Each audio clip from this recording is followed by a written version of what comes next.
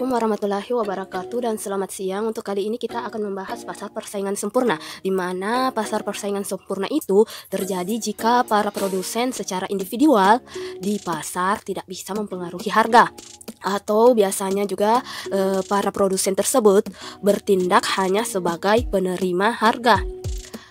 Dengan kata lain, adanya ketidakmampuan para produsen dalam mempengaruhi harga di pasar. Hal-hal tersebut dikarenakan atau dipengaruhi karena adanya jumlah pembeli dan penjual yang banyak dalam suatu pasar. Dan kedua adalah produk yang homogen, di mana produk-produk yang ada di pasar tersebut dipandang sama oleh para konsumen. Terus yang ketiga adalah kebebasan keluar masuk pasar. Hal ini berlaku pada perusahaan-perusahaan atau produsen-produsen yang tidak menghadapi kendala untuk masuk ataupun keluar dari industri tersebut. Yang keempat adalah informasi yang sempurna. Informasi yang sempurna di sini adalah informasi tentang biaya, harga, dan kualitas telah diketahui oleh semua pembeli dan penjual di pasar. Dan yang terakhir adalah penentuan harga pasar. Penentuan harga pasar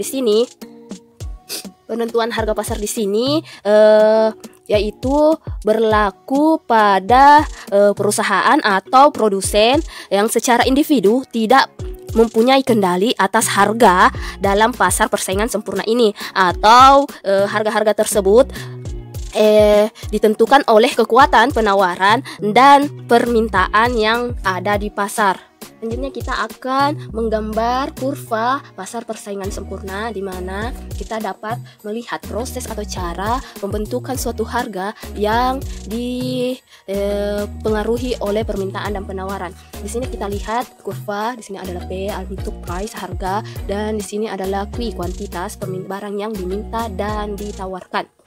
Terus untuk menentukan harga suatu permintaan, misalnya ya, di sini adalah P1, harga suatu barang. Jadi kita akan tarik garis. Terus selanjutnya kita akan menentukan jumlah penawaran. Di sini penawaran berapa? Oke, terus kita lihat perpotongan antara harga dengan garis penawaran adalah ini. Maka jumlah penawaran yang diperoleh adalah Q1, QS.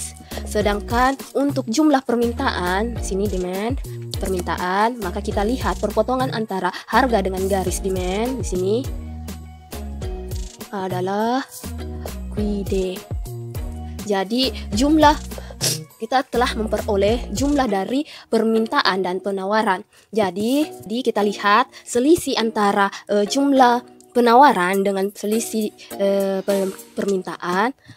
Ya, ini daerah ini adalah bisa disebut dengan excess demand, atau bisa dibilang kelebihan permintaan, karena permintaannya di sini lebih besar dibandingkan dengan penawarannya. Maka harga akan naik pada suatu titik, di mana harga ini akan naik pada suatu titik di mana produsen dan konsumen sepakat untuk membeli dan menjual barangnya dengan tingkat permintaan dan penawaran yang sama. Jadi maka ini harga akan naik secara otomatis yang dipengaruhi oleh permintaan dan penawaran.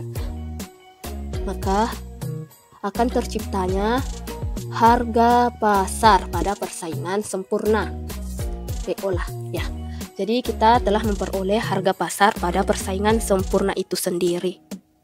Terus selanjutnya, karena kita telah melihat kurva yang terjadi pada pasar persaingan sempurna dalam pembentukan suatu harga, maka selanjutnya kita akan membuat kurva yang terjadi pada suatu perusahaan yang ada di pasar persaingan sempurna, di mana perusahaan tersebut tidak dapat menentukan harga barangnya sehingga mereka mengikuti harga yang berlaku di pasar. Seperti ini kita telah memperoleh harga pasar, yaitu PO, maka perusahaan juga akan mengikuti harga yang berlaku di pasar. Terus untuk mencari kuantitas yang harus Terus perusahaan tersebut akan mengeluarkan suatu biaya. Di sini garis untuk average cost atau rata-rata biaya yang dikeluarkan, garis rata-rata ya. Average cost biasanya itu melengkung ya, melengkung seperti ini. Ya, ini adalah garis average cost atau rata-rata biaya yang dikeluarkan oleh perusahaan. Maka untuk mencari marginal cost itu adalah kita tarik, dilihat ternyata lengkungan di sini adalah titik terbawah dari garis AC, maka EMC itu akan terpotong pada garis AC di titik terbawahnya. Terus bagaimana sih cara memperoleh kuantitas atau jumlah barang yang diproduksi jika perusahaan itu untung ya, di sini perusahaan untung mengalami keuntungan. Maka untuk mencari kuantitasnya yaitu kita lihat garis MC marginal cost-nya itu berpotongan dengan garis harga. Kita lihat ini berpotongan, maka kita tarik garis ke bawah. Maka maka turunan dari sini kuantitas adalah jumlah barang yang diproduksi oleh perusahaan. Terus untuk mencari harga yang seharusnya perusahaan gunakan atau yang seharusnya perusahaan tentukan untuk produknya sendiri, yaitu kita lihat garis AQUI ini berpotongan dengan garis AC. Maka kita lihat ini, kita tarik garis di sini P1. Maka ini adalah harga yang seharusnya digunakan oleh perusahaan dalam menjual produknya. Jadi untuk mengetahui total pendapatan yang diterima oleh perusahaan, yaitu total revenue atau pendapatan sama dengan OPE dan AQUI1. Jadi dia itu segini, sama dengan tabel yang ini. Ini adalah pendapatan yang diterima. Sedangkan untuk total biayanya, total biaya yaitu OP1 dengan BQ1. Jadi biayanya itu hanya sebatas ini ya. Jadi keuntungan yang diterima dikurang. Keuntungan yang diterima adalah PE P1 di koma AB. Jadi keuntungannya adalah ini, kita bisa arsir. Ini adalah keuntungan perusahaan tersebut. Selanjutnya kita akan lanjut ke kurva perusahaan yang mengalami kerugian.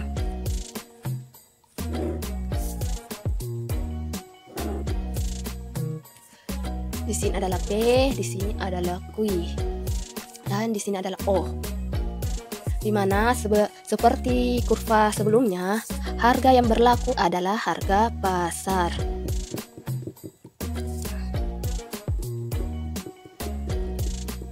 PE. Oke. Terus untuk mencari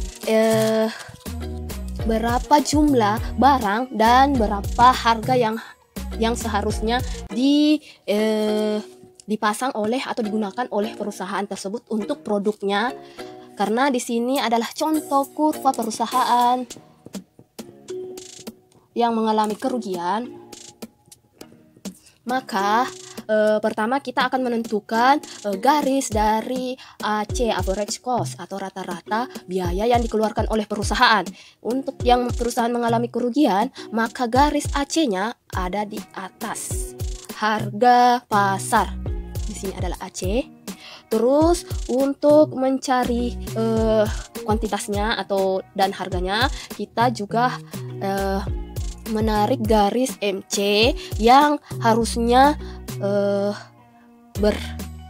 berpotongan pada sini titik terendah AC seperti ini ya, MC. Selanjutnya, untuk mencari kuantitas yang harus yang diproduksi oleh perusahaan, kita melihat potongan garis MC dengan harga pasar.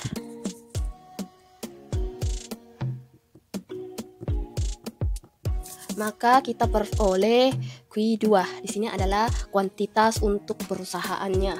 Terus untuk mencari harga yang seharusnya dipasang oleh perusahaan adalah kita lihat perpotongan antara garis ini A ya, A atau perpotongan antara garis AQ dengan garis AC. Maka di sini adalah titik B.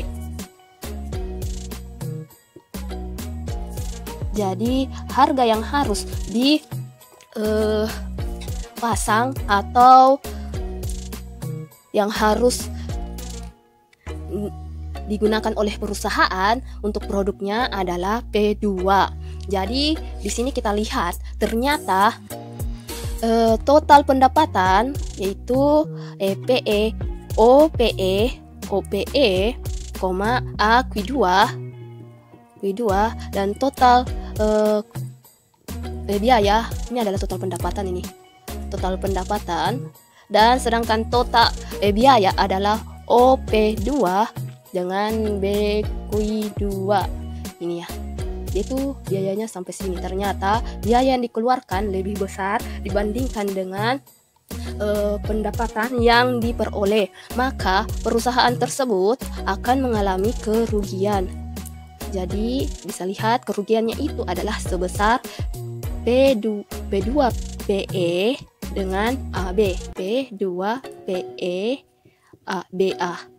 Bisalah. BA. Jadi di sini adalah kerugiannya. Ini adalah ruginya dan ini adalah keuntungan yang diperoleh perusahaan. Kayaknya cukup sekian untuk pasar persaingan sempurna, terutama untuk kurva yang berlaku pada pasar persaingan sempurna. Di sini ada perusahaan untung dan perusahaan rugi. Kita lanjut pada contoh soalnya.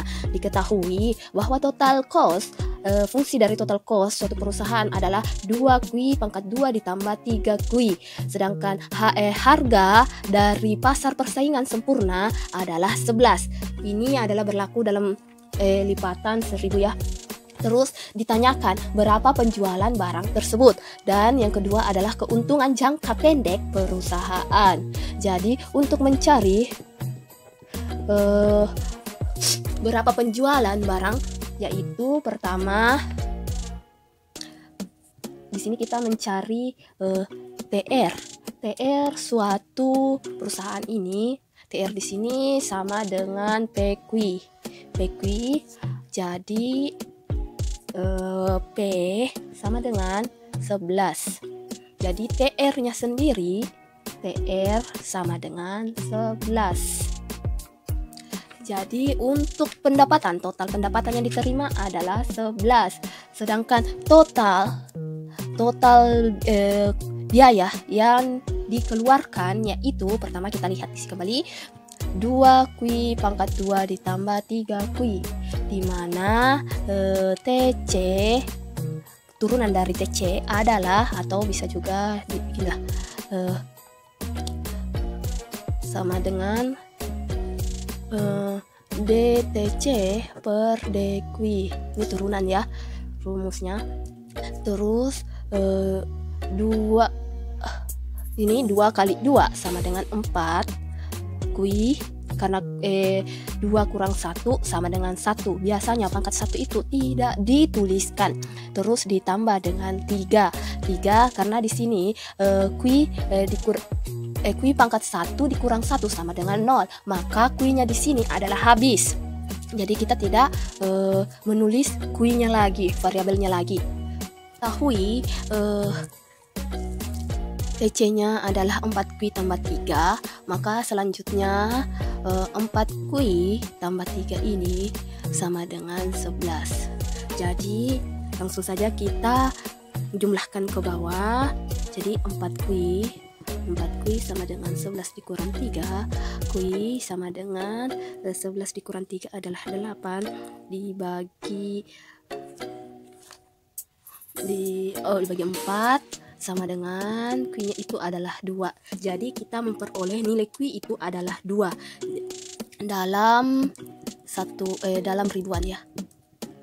Jadi kuinya diperoleh adalah 2. Terus kita akan mencari keuntungan perusahaan jangka pendek. Sebelumnya kita ketahui bahwa keuntungan atau laba itu diperoleh dari total penerimaan dikurang total biaya. Jadi untuk mendapat keuntungan kita harus mencari nilai dari total TR. Di sini TR-nya adalah 11 TR ya di sini atau pendapatannya. TR sama dengan 11 dikali 2 karena sebelumnya kita dapat kuantitas adalah 2 sama dengan 22. Ini juga dalam satuan ribu. Terus sudah itu kita cari TC-nya ya. TC-nya itu sama dengan sebelumnya kita ketahui fungsi dari TC adalah 2 kui pangkat 2 ditambah 3 kui. Terus sudah itu kita masukkan nilai kui yang diperoleh tadi adalah 2. Jadi 2 pangkat 2 ditambah 3 dikali 2. Jadi 2 dikali 4 ditambah 6. 8 ditambah 6 sama dengan 14. Untuk total cost-nya kita peroleh adalah 14.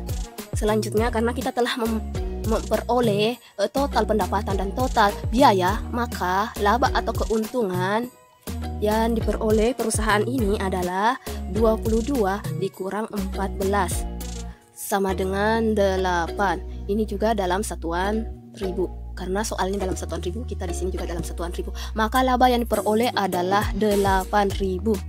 Sampai sini selesai untuk perhitungan pasar persaingan sempurna. Assalamualaikum warahmatullahi wabarakatuh.